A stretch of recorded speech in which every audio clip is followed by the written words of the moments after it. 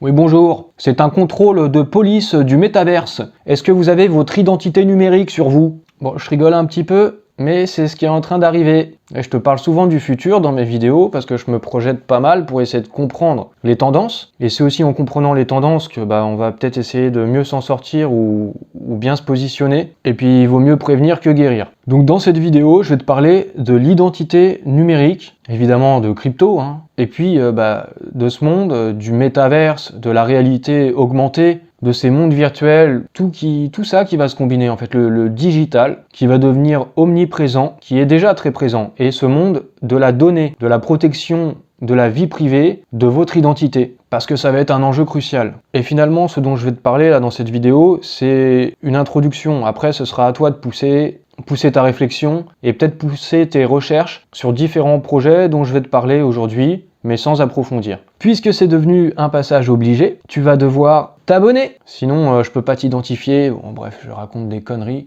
Ah, on s'en fout, tu t'abonnes, c'est le moment où on s'abonne. C'est le moment où on s'abonne. Et on me suit sur les réseaux sociaux. Hop, la suite de la vidéo peut continuer, c'est bon.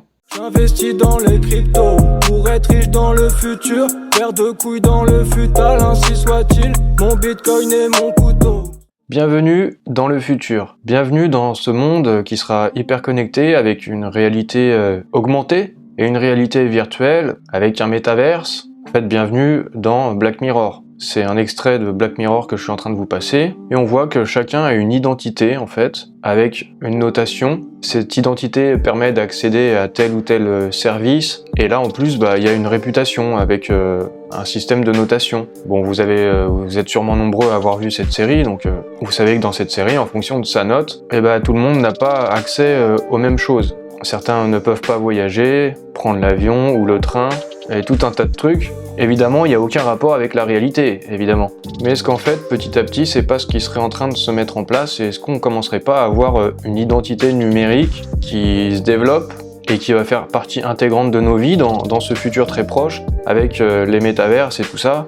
Et en tout cas, c'est ce que pense Coinbase, la plateforme, l'exchange d'achat et de vente de crypto-monnaies Coinbase. Le CIO Brian Armstrong de Coinbase a publié un article de blog où il expose la vision de Coinbase à propos du métaverse, et donc l'avenir proche. En fait, Coinbase compte se lancer dans le métaverse. La vision de Coinbase du métaverse, c'est que dans sa forme la plus complète, le métaverse sera une série de mondes virtuels, décentralisés et interconnectés avec une économie entièrement fonctionnelle où les participants blablabla. En fait, tout ce que tu pourras faire dans le monde réel là, tu pourras le faire dans ce monde connecté, ce métaverse, ce monde virtuel global. Et ils veulent développer une solution d'identité pour créer une voie d'accès vers le métaverse. Ils sont en train de travailler sur une technologie qui permettra d'acheter un avatar. Je vous ai déjà parlé des avatars sous forme de NFT précédemment, des avatars pour aller dans le métaverse, une sorte de personnage dont on pourra choisir et modifier l'apparence pour se connecter aux différentes plateformes, aux différents métaverses, aux différents mondes virtuels. Et ça servira aussi à définir et maintenir un profil public et d'établir de la confiance. Est-ce que ce sera cette fameuse confiance, comme dans Black Mirror, avec un système de notation, avec des notes et la possibilité de connaître quelle est la confiance de chacun d'entre nous? Cryptost, dans cet article, se pose la question de Coinbase, qui deviendrait peut-être une sorte de réseau social pour le métaverse, en reliant un service d'identité numérique avec un portefeuille numérique, puisque Coinbase, ils ont des cryptos, ils ont une sorte de portefeuille numérique, il y a le wallet de Coinbase. Et puis relier ça aussi, du coup, avec les avatars, qui sont des outils de socialisation en ligne. Donc ça peut faire penser un peu à un réseau social, en quelque sorte. Alors comme ils le disent à la fin de leurs articles, ils laissent le lecteur libre de faire sa propre interprétation. Est-ce que toutes ces choses qui sont en train de se développer, et je vais te montrer ça dans cette vidéo, est-ce que ce sera un vecteur d'adoption de plus en plus pour les technologies de la blockchain, ou est-ce qu'on est en train d'assister à la naissance d'un outil de surveillance? En tout cas, si on parle de réseau social, de wallet, d'identité numérique et d'avatar, on peut penser à Meta.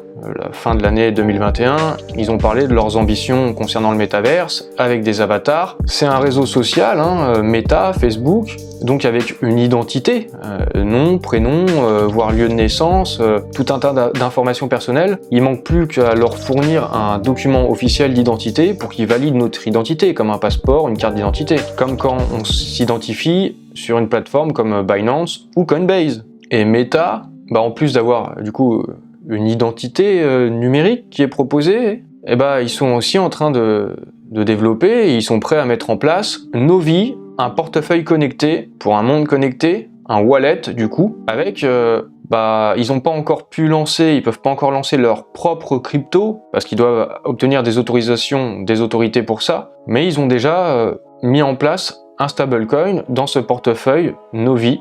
Donc est-ce que le crédit social pourrait se mettre en place petit à petit avec Meta, avec Facebook, avec leur wallet, ou est-ce que ce sera Coinbase avec son identité numérique? En tout cas, l'Union européenne qui est pas très chaude pour laisser la place aux entreprises privées. En tout cas, l'Union européenne est en train de proposer, il y a un projet qui est en place, qui est en train d'être développé, pour que chaque citoyen ait une identité numérique. Je suis sur le site de l'Union européenne. La Commission propose une identité numérique fiable et sécurisée pour tous les citoyens européens. Les citoyens pourront prouver leur identité et partager des documents électroniques à partir de leur portefeuille européen d'identité numérique en cliquant sur un bouton de leur smartphone. Comme dans Black Mirror, un petit peu, tout ça se mélange. Pour accéder à des services en ligne, pour s'identifier, pour prouver que vous êtes bien vous. Qu'est-ce que c'est que cette identité numérique? Le groupe Thales en parle plutôt bien. L'identité numérique, c'est un ensemble d'attributs numériques, des informations d'identification pour le monde digital. C'est similaire à l'identité d'une personne dans le monde réel, mais appliqué au monde digital. Cette identité numérique peut inclure des attributs comme le numéro de téléphone, le nom, le lieu de naissance, la date de naissance, de quelle nationalité vous êtes, et des données biométriques aussi. Et pourquoi pas d'autres choses encore, je sais pas, mais tout peut contribuer à cette identité numérique, vos données médicales aussi. Et en fait, Thales, il développe le Digital ID Wallet, qui regroupera l'ensemble de nos documents d'identité. Ils ont fait une petite vidéo promotionnelle, rappel vaccination. Par exemple, ça pourra servir à ça, ce wallet, cette identité numérique, ou pour passer un entretien d'embauche et prouver que vous êtes bien vous, pour que personne ne se fasse passer pour vous. Et vous vous faites scanner avec un petit QR code. Ça remplace aussi les mots de passe. Pour des rendez-vous médicaux également, ça peut être utilisé. Aussi, si on veut s'identifier sur un site internet, pensez à des Blablacar ou Le Bon Coin ou tous ces sites-là. Ces sites-là où on a d'ailleurs des notes, on a une identité déjà qui est numérique. Mais si on centralise tout et on relie tout à notre vraie identité du monde réel, ça peut donner une sorte de Black Mirror avec les systèmes de notation, avec notre e-réputation. Et en plus de mettre en place une identité numérique, l'Union européenne est en train de travailler à la mise en place d'un euro numérique, un crypto-euro. Ils disent pour effectuer des paiements quotidiens rapides, facilement, en toute sécurité. Un euro numérique qui combinerait l'efficacité d'un instrument de paiement numérique à la sécurité d'une monnaie de banque centrale. Alors cet euro numérique est en étude, ça a commencé en octobre 2021 et ça devrait durer 2 ans. Et peut-être qu'à l'issue de ces travaux, ça sera mis en place. Et à quoi ça pourrait ressembler? En fait, cette identité numérique combinée à un euro numérique, les deux ensemble, ça fait un crédit social, tout simplement. Et c'est déjà le cas en Chine, ils ont déjà le yuan numérique et ils ont déjà leur identité numérique. Et du coup, ça donne un instrument de surveillance globalisé avec des caméras qui vous reconnaissent par les informations de biométrie reliées à votre identité numérique. On sait un peu tout ce que vous faites, sur quel site internet vous allez, parce que vous devez vous identifier. Vous avez une note. En fonction de cette note, vous n'avez pas le droit de faire tout ce que vous voulez. Il y a des bonus et des malus. Et finalement, ça ressemble, c'est en vrai, c'est le Black Mirror en vrai en Chine. Donc quand Cryptost s'interroge en se demandant si on est en train d'assister à la naissance d'un outil de surveillance, là c'est concernant Coinbase, mais ça concerne aussi Facebook, ça concerne aussi les projets de l'Union européenne. En dehors de ça, il existe dans le monde de la crypto tout un tas de solutions qui se développent concernant l'identité numérique, puisque comme vous l'avez compris, ça va venir hein, avec ces métaverses et tout ça. On va devoir prouver quelle est notre identité, on va avoir des avatars. Et donc, nos données, ça va être un enjeu énorme. Tout ce big data, ça va être un enjeu énorme pour toutes ces années à venir. Et il y a par exemple Atala Primes, c'est une solution décentralisée d'identité numérique, afin que les gens puissent rester propriétaires de cette identité numérique et pas la remettre à une organisation qui est centralisée, comme ce serait le cas avec Facebook, comme ce serait le cas avec l'Union Européenne, comme c'est le cas déjà avec la Chine du coup. Atala Price, je ne vais pas développer, mais c'est construit sur l'écosystème Cardano. Vous pouvez vous renseigner vous-même sur ce projet. Il y a tout un tas de solutions qui se développent, tout un tas de projets. Il y a par exemple le projet français d'Uniris.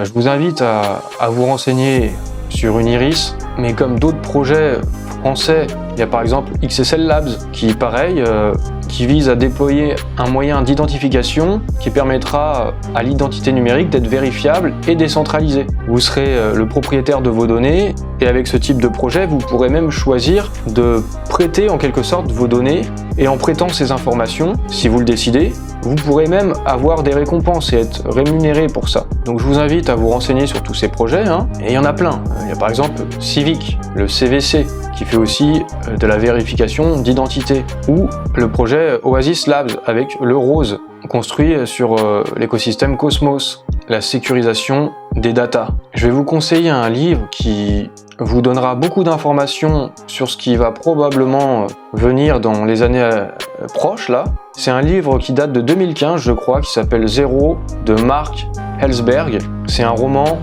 lisez ce roman, il se lit bien et ça montre vraiment tout ce qui risque de se passer, le contrôle de ces grosses sociétés sur la population, la gestion des données, des datas et à quel type de société ça pourrait aboutir. C'est une dystopie, hein, clairement.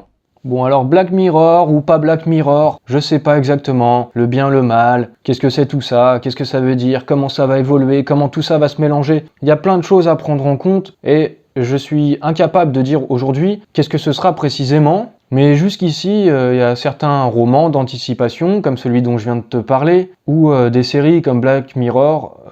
Donc voilà, c'est encore une petite vidéo pour nourrir la réflexion, et puis ça peut aider à savoir sur quel projet crypto il pourrait être intéressant de s'intéresser pour se positionner et tirer son épingle du jeu. Alors pour me remercier, abonne-toi, allez, si t'es déjà abonné, tu peux liker, hein.